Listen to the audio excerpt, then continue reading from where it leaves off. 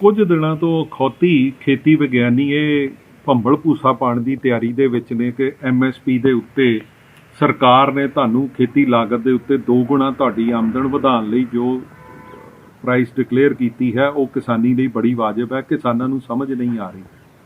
ਮੈਂ ਤਾਂ ਇਹ ਕਹਿਣਾ ਚਾਹੂੰਗਾ ਜਿਹੜੇ ਲੋਕ ਇਹ ਪ੍ਰਚਾਰ ਕਰ ਰਹੇ ਨੇ ਗ੍ਰਾਸ ਰੂਟ ਲੈਵਲ ਦੇ ਉੱਤੇ ਉਹਨਾਂ ਲੋਕਾਂ ਨੂੰ ਕੋਲੋਂ ਇਹ ਹੀ ਪੁੱਛ ਲਿਆ ਜਾਵੇ ਕਿ MSP ਦੀ ਫੁੱਲ ਫਾਰਮ ਕੀ ਹੈ, ਤੇ ਬਹੁਤਿਆਂ ਨੂੰ ਇਹ ਹੀ ਨਹੀਂ ਪਤਾ ਹੋਣੀ। ਮੈਂ ਇਹ ਕਹਿਣਾ ਚਾਹੂੰਗਾ ਇਸ ਮੌਕੇ ਕਿ ਜਦੋਂ ਮਿਨੀਮਮ ਸਪੋਰਟ ਪ੍ਰਾਈਸ ਫਿਕਸ ਕੀਤੀ ਗਈ ਸੀਗੀ, ਇਹ commission for cost and prices ਦਾ ਜੋ ਭਾਰਤ ਸਰਕਾਰ ਦਾ ਹੈਗਾ ਹੈ ਖੇਤੀ ਲਾਗਤ ਮੁੱਲ ਦਾ ਕਮਿਸ਼ਨ, ਉਹ ਡਿਸਾਈਡ ਕਰਦਾ ਹੈ ਕਿ ਇਸ ਫਸਲ ਨੂੰ ਪੈਦਾ ਕਰਨ ਦੇ ਵਿੱਚ ਕੀ ਲਾਗਤ ਹੋਈ। ਇਹ 3 ਤਰ੍ਹਾਂ ਦੀ ਲਾਗਤ ਇਹਦੇ ਵਿੱਚ ਲੱਗਦੀ ਹੈ। ਇਹਦੇ ਵਿੱਚ ਇੱਕ ਲਾਗਤ ਹੁੰਦੀ ਹੈ A2, ਦੂਸਰੀ ਹੁੰਦੀ ਹੈ A2 plus FL ਜਿਹਦੇ 'ਚ ਫੈਮਿਲੀ ਦੀ ਜਿਹੜੀ ਲਾਗਤ ਲੱਗੀ ਹੁੰਦੀ ਹੈ ਉਹ ਹੁੰਦੀ ਹੈ, ਅਤੇ ਤੀਸਰੀ ਹੁੰਦੀ ਹੈ C2। ਇਹ ਪ੍ਰਮੁੱਖ ਤੌਰ 'ਤੇ ਗੱਲਾਂ ਨੇ। A2 ਦਾ ਇਹ ਮਤਲਬ ਹੁੰਦਾ ਹੈ ਕਿ ਜੋ ਖੇਤੀ ਦਾ ਲਾਗਤ ਹੈ ਉਹਦੇ ਵਿੱਚ ਜੋ ਖਾਦ ਪਾਈ ਗਈ, ਇਹਦੇ ਵਿੱਚ ਜੋ ਬੀਜ ਪਾਇਆ ਗਿਆ, ਜੋ ਪੈਸਟੀਸਾਈਡ ਪਾਈ ਗਈ, ਅਤੇ ਜੋ ਲੇਬਰ ਮਜ਼ਦੂਰੀ ਲੱਗੀ ਉੱਤੇ। ਹੁਣ ਇਹ ਪੁੱਛਣ ਵਾਲੀ ਗੱਲ ਹੈ ਕਿਸਾਨੀ ਭਾਈਚਾਰੇ ਵੱਲੋਂ ਵੀ ਇਹਨਾਂ ਤੋਂ ਇਲਾਵਾ ਖੇਤੀ ਦੇ ਵਿੱਚ ਕੁਝ ਨਹੀਂ ਲੱਗਦਾ। ਇਹਦੇ ਵਿੱਚ ਉਸ ਕਿਸਾਨ ਦੀ ਆਪਣੀ ਕੋਈ ਮਿਹਨਤ ਨਹੀਂ ਲੱਗਦੀ। ਇਸ ਕਰਕੇ ਇੱਕ ਨਵਾਂ ਕੰਪੋਨੈਂਟ ਐਡ ਕੀਤਾ ਗਿਆ ਸੀ ਜਿਹਨੂੰ A2 plus FL ਕਹਿੰਦੇ। ਉਸ ਤੋਂ ਬਾਅਦ C2 ਆਇਆ ਕਿ ਕਿਸਾਨੀ ਦੀ ਲਾਗਤ ਦੇ ਵਿੱਚ ਤੇਲ, ਡੀਜ਼ਲ, ਕਿਰਾਇਆ, ਭਾੜਾ, ਉਹਦਾ ਫਾਈਨੈਂਸ ਕਾਸਟ, ਉਸ ਜ਼ਮੀਨ ਦੀ ਕਾਸਟ, ਉਹਦੇ ਵਿੱਚ ਜਿਹੜਾ ਖਸਾਰਾ, ਮਾਲੀ ਖਸਾਰਾ ਹੋਇਆ ਉਹ ਆ ਗਈ, ਉਹਦੇ ਵਿੱਚ ਕਿਸਾਨ ਦੀ ਆਪਣੀ ਲੇਬਰ ਆ ਗਈ। ਇਹ ਸਾਰਿਆਂ ਨੂੰ ਫੈਕਟਰ ਇਨ ਕਰਕੇ ਮਿਨੀਮਮ ਸਪੋਰਟ ਪ੍ਰਾਈਸ ਡਿਕਲੇਅਰ ਕੀਤੀ ਜਾਂਦੀ ਹੈ। ਹੁਣ ਉਹ ਚੋਰ ਮੋਰੀ ਜੀ ਵਿੱਚੋਂ ਲੱਭ ਕੇ ਇਹ ਕਹਿ ਦਿੱਤਾ ਗਿਆ ਜੀ ਲਾਗਤ ਦੇ ਉੱਤੇ ਲਾਗਤ ਸਿਰਫ ਇਹ 3 ਚੀਜ਼ਾਂ ਦੀ ਲਾਗਤ, ਇਸ ਤੋਂ ਇਲਾਵਾ ਕੋਈ ਲਾਗਤ ਨਹੀਂ ਹੈਗੀ। ਸੋ ਇਸ ਮਗਾਲਤਾ ਜਿਹੜਾ ਪੈਦਾ ਕੀਤਾ ਜਾ ਰਿਹਾ ਇਹਨੂੰ ਦੂਰ ਕਰਨਾ ਸਭ ਤੋਂ ਵੱਡੀ ਗੱਲ ਸੀ। ਲੇਕਿਨ ਇਸ ਵੇਲੇ ਮੌਕੇ 'ਤੇ ਜੋ ਲੜਾਈ ਹੈ ਉਹ ਇਹ ਹੈ ਕਿ MSP ਨੂੰ ਇੱਕ ਕਾਨੂੰਨੀ ਸੰਵਿਧਾਨਕ ਤੌਰ ਦੇ ਉੱਤੇ ਸਰਕਾਰ ਮਨਜ਼ੂਰ ਕਰੇ ਅਤੇ ਇਹਨੂੰ ਇਨਸ਼ੋਰ ਕਰੇ। ਉਹਦੀ ਕਿਉਂ ਲੋੜ ਪਈ? ਇਹਦੇ ਉੱਤੇ ਇੱਕ ਤਰਕ ਦਿੱਤਾ ਜਾਂਦਾ ਸਰਕਾਰਾਂ ਵੱਲੋਂ ਕਿ ਜੀ ਪਿਛਲੇ 60 ਸਾਲਾਂ ਦੇ ਵਿੱਚ ਤੇ ਇਹਦਾ ਕੋਈ ਐਸਾ ਕਾਨੂੰਨ ਨਹੀਂ ਸੀ। ਉਹਦਾ ਕਾਰਨ ਇਹ ਹੈ ਕਿ ਆਪ ਸਰਕਾਰ ਨੇ ਜੋ ਸ਼ਾਂਤਾ ਕੁਮਾਰ ਜੀ ਦੀ ਅਧਿਕਸ਼ਤਾ 'ਚ ਜੋ ਕਮੇਟੀ ਬਣਾਈ ਸੀ, ਜਿਹੜੀ ਇਸ ਸਾਰੇ ਫਸਾਦ ਦੀ ਜੜ੍ਹ ਹੈ, ਉਹਦੇ ਵਿੱਚ ਇਹ ਕਿਹਾ ਗਿਆ ਕਿ ਦੇਸ਼ ਦੇ ਵਿੱਚ ਸਿਰਫ 6% ਕਿਸਾਨਾਂ ਨੂੰ MSP ਮਿਲਦੀ ਹੈ, ਬਾਕੀਆਂ ਨੂੰ ਨਹੀਂ ਮਿਲਦੀ। ਅਤੇ ਇਹ ਤਾਂ ਸਰਕਾਰ ਦੀ ਨਲਾਇਕੀ ਹੈ ਕਿ ਉਹ 94% ਨੂੰ ਇੰਸ਼ੋਰ ਕਰਨ ਦੀ ਥਾਂ ਦੇ ਉੱਤੇ ਇਸ ਸਾਰੇ ਸਿਸਟਮ ਨੂੰ ਬੰਦ ਕਰਨਾ ਚਾਹੁੰਦੀ ਹੈ। ਦੂਸਰੀ ਗੱਲ ਇਹ ਹੈ ਕਿ ਜਦੋਂ ਤੁਸੀਂ MSP ਇੰਸ਼ੋਰ ਕਰਨਾ ਸਰਕਾਰਾਂ ਦਾ ਕੰਮ ਸੀਗਾ। ਹੁਣ ਜੇ ਪਿਛਲੇ 60 ਸਾਲਾਂ ਦੇ ਵਿੱਚ ਇਹ ਸਿਰਫ ਇੱਕ ਐਡਮਿਨਿਸਟ੍ਰੇਟਿਵ ਆਰਡਰ ਸੀ, ਤੇ ਮੌਜੂਦਾ ਸਰਕਾਰ ਦਾ ਤੁਹਾਨੂੰ ਪਤਾ ਹੀ ਹੈ ਕਿ ਕਿੰਨਿਆਂ ਕਿ ਇਹਨਾਂ ਦੇ ਉੱਤੇ ਵਿਸ਼ਵਾਸ ਕੀਤਾ ਜਾ ਰਿਹਾ ਆਮ ਜਨਤਾ ਵੱਲੋਂ। ਇਸ ਕਰਕੇ ਚਾਹੁੰਦੇ ਨੇ ਕਿ ਇਹਦਾ ਕਾਨੂੰਨੀ ਅਧਿਕਾਰ ਬਣਾਇਆ ਜਾਵੇ। ਹੁਣ ਹਜ਼ਾਰਾਂ ਵਾਰ ਇਹਨਾਂ ਦੇ ਬੰਦੇ TV, ਰੇਡੀਓ, ਮੀਡੀਆ ਤੇ ਪ੍ਰਧਾਨ ਸੇਵਕ ਜੀ ਖੁਦ ਕਹਿ ਚੁੱਕੇ ਨੇ। ਔਰ ਇਸੇ ਚੀਜ਼ ਨੂੰ ਦੂਜਾ ਵੇਖਣ ਦਾ ਢੰਗ ਹੈ ਕਿ ਇੰਨੀ ਬੇਤਬਾਰੀ ਵੱਧ ਗਈ ਹੈ ਕਿਸਾਨੀ ਦੇ ਵਿੱਚ ਕਿ ਲੋਕ ਕਹਿ ਰਹੇ ਨੇ ਕਿ ਪ੍ਰਧਾਨ ਸੇਵਕ ਹਰ TV ਸੰਬੋਧਨ ਦੇ ਵਿੱਚ, ਆਨਲਾਈਨ ਦੇ ਉੱਤੇ, ਵੀਡੀਓ ਕਾਨਫਰੰਸ ਕਹੀ ਜਾ ਰਹੇ ਨੇ ਕਿ ਜੀ ਹਮ ਜਾਰੀ ਰੱਖेंगे। ਇਹਦਾ ਮਤਲਬ ਕਿ ਬੇਤਬਾਰੀ ਹੈ ਨਾ ਲੋਕਾਂ ਦੇ ਵਿੱਚ। ਉਸ ਬੇਤਬਾਰੀ ਨੂੰ ਸਿਰਫ ਇੱਦਾਂ ਹੀ ਦੂਰ ਕੀਤਾ ਜਾ ਸਕਦਾ। ਇਸ ਚੀਜ਼ ਦਾ ਇੱਕ ਦੂਜਾ ਪਹਿਲੂ ਹੈ ਜਿਹੜਾ ਸਰਕਾਰ ਬਿਲਕੁਲ ਦੱਸਣਾ ਨਹੀਂ ਚਾਹੁੰਦੀ। MSP ਤਾਂ ਦਿੱਤੀ ਗਈ ਸੀਗੀ ਕਿ ਪਬਲਿਕ ਡਿਸਟ੍ਰੀਬਿਊਸ਼ਨ ਲਈ ਅੰਨ ਭੰਡਾਰਨ ਦਾ ਜਿਹੜਾ ਕੰਮ ਆ ਉਹ ਫੂਡ ਕਾਰਪੋਰੇਸ਼ਨ ਆਫ ਇੰਡੀਆ ਕਰੇਗੀ, ਤਾਂ ਕਿ ਸਾਰੇ ਦੇਸ਼ ਦੇ ਵਿੱਚ ਗਰੀਬ ਤੇ ਹੇਠਲੇ ਪੱਧਰ ਦੇ ਲੋਕਾਂ ਨੂੰ ਸਬਸਿਡਾਈਜ਼ ਅੰਨ ਦਿੱਤਾ ਜਾ ਸਕੇ। ਔਰ ਉਹ ਆਏਗਾ ਕਿੱਥੋਂ? ਜਦੋਂ ਤੱਕ ਕਿਸਾਨ ਪੈਦਾ ਨਹੀਂ ਕਰੇਗਾ ਤੇ ਉਦੋਂ ਤੱਕ ਉਹ ਉਹਨਾਂ ਦੇ ਕਿਸ ਤਰ੍ਹਾਂ ਭੰਡਾਰਨ ਭਰਨਗੇ? ਉਸ ਚੀਜ਼ ਨੂੰ ਮੁੱਖ ਰੱਖਦਿਆਂ ਹੋਇਆਂ ਪਿਛਲੇ 3 ਸਾਲਾਂ 'ਚ ਸਰਕਾਰ ਨੇ ਬੜੀ ਚਲਾਕੀ ਦੇ ਨਾਲ ਜਿਹੜੀ ਫੂਡ ਸਬਸਿਡੀ ਕੇਂਦਰੀ ਬਜਟ ਦੇ ਵਿੱਚ ਹੁੰਦੀ ਸੀ ਉਹ ਚੁੱਪ ਚਪੀਤੇ FCI ਦੇ ਖਾਤੇ ਦੇ ਵਿੱਚ ਟਰਾਂਸਫਰ ਕਰ ਦਿੱਤੀ ਕਿ ਤੁਸੀਂ ਇਹਨੂੰ ਭਰੋਗੇ।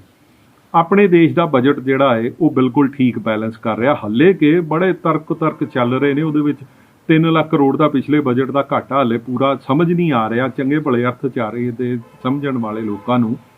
ਲੇਕਿਨ ਗੱਲ ਜਿਹੜੀ FCI ਦੀ ਆਈ ਹੈ ਉਹ ਇਹ ਹੋਇਆ ਕਿ ਜਦੋਂ ਤੁਸੀਂ ਪਹਿਲੇ ਸਾਲ 1.25 ਲੱਖ ਕਰੋੜ ਦੇ ਕੋਲ ਜਿਹੜੀ ਫੂਡ ਸਬਸਿਡੀ ਆਪਣੇ ਖਾਤੇ ਸਾਫ਼ ਕਰਕੇ FCI ਦੇ ਪੇਟੇ ਪਾ ਦਿੱਤੀ, ਤੇ FCI ਕੋ ਰੈਵਨਿਊ ਅਰਨਿੰਗ ਤੇ ਮਹਿਕਮਾ ਹੈ ਨਹੀਂਗਾ। FCI ਨੇ ਆਪਣੀ ਫੂਡ ਸਬਸਿਡੀ ਠੀਕ ਕਰਨ ਲਈ ਲੋਨ ਲਿਆ। ਸਰਕਾਰ ਨੇ ਆਪ ਦਖਲ ਦੇ ਕੇ ਸਮਾਲ ਸੇਵਿੰਗ ਫੰਡ ਦੇ ਵਿੱਚੋਂ ਇਹਨਾਂ ਨੂੰ ਲੋਨ ਦਵਾ ਦਿੱਤਾ। ਲੋਨ ਤੇ ਕਿਸੇ ਕਾਰਵਾਈ ਲਈ ਹੁੰਦਾ ਕਿ ਜਿਹਦੇ ਵਿੱਚੋਂ ਰੈਵਨਿਊ ਆਉਣਾ ਹੋਵੇ। ਤੇ ਜਦੋਂ ਖਾਦ ਪਦਾਰਥ ਵੰਡ ਹੀ ਦਿੱਤਾ ਪਬਲਿਕ ਡਿਸਟ੍ਰੀਬਿਊਸ਼ਨ ਦੇ ਵਿੱਚ, ਤੇ ਉਹਦੇ ਚੋਂ ਪੇਬੈਕ ਕੀ ਹੋਣਾ? ਇਹਦਾ ਮਤਲਬ ਕਿ ਇਹ ਹੁਣ ਰਗੜਾ ਲੱਗੇਗਾ FCI ਨੂੰ। 1 ਸਾਲ ਲੰਘ ਗਿਆ, ਅਗਲੇ ਸਾਲ ਫੇਰ ਉਹੀ ਗੱਲ ਕੀਤੀ।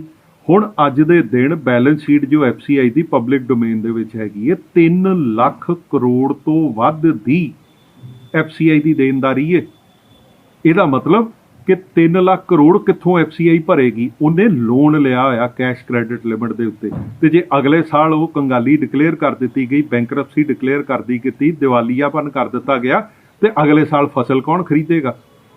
ਜੇ FCI ਦਾ ਆਪਣਾ ਰਿਜ਼ਰਵ ਫੰਡ ਖਤਮ ਹੋ ਗਿਆ ਹੈ, ਜੋ ਆਲਰੇਡੀ ਖਤਮ ਹੋ ਚੁੱਕਿਆ ਹੈ, ਦੂਜੇ ਪਾਸੇ ਇਹ ਵੇਖੋ ਕਿ ਸਮਾਲ ਸੇਵਿੰਗ ਫੰਡ ਦਾ 3 ਲੱਖ ਕਰੋੜ ਰੁਪਈਆ ਜਿਹੜਾ ਕਰਜ਼ਾ ਲੈ ਕੇ ਕੋਈ ਕਾਰੋਬਾਰ ਕਰਨਾ ਹੁੰਦਾ, 3 ਲੱਖ ਕਰੋੜ ਦੇ ਪੈਸੇ ਦੇ ਉੱਤੋਂ ਅੰਨ ਜਿਹੜਾ PDS ਦੇ ਵਿੱਚ ਵੰਡ ਦਿੱਤਾ ਗਿਆ। ਇਹਦਾ ਮਤਲਬ ਵੀ ਵਾੜ ਹੀ ਖੇਤ ਨੂੰ ਖਾਈ ਜਾ ਰਹੀ ਹੈ।